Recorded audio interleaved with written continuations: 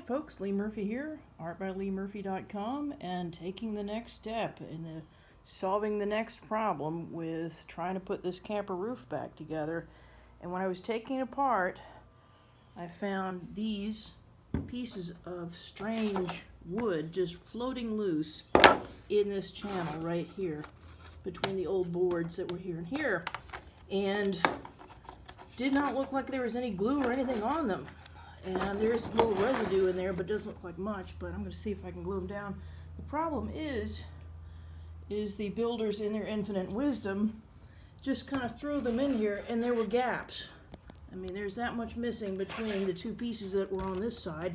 This side is a little bit more complete, but you can see where they kind of sort of drilled holes to hold the awning, but they really didn't. You know, they just kind of sort of got them there, and then put a piece of ultra sticky tape on there. And these are the ones for this side. Once again, they're in pieces and there's gaps. I presume that this rabbit edge is for running wiring, which that's where I saw traces of wiring in it. But since I'm not going to wire the top, I am not going to worry about trying to recreate it completely. But the problem is, that is two very strange angles.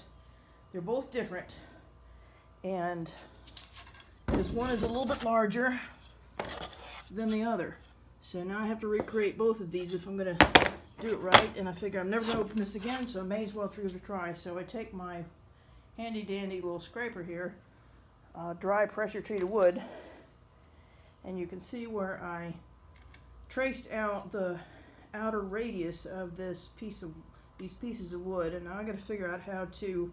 Actually, I'm going to have some real quality time with my belt sander to try to approximate the same curve to fill it in before I put the sides on it and seal it up.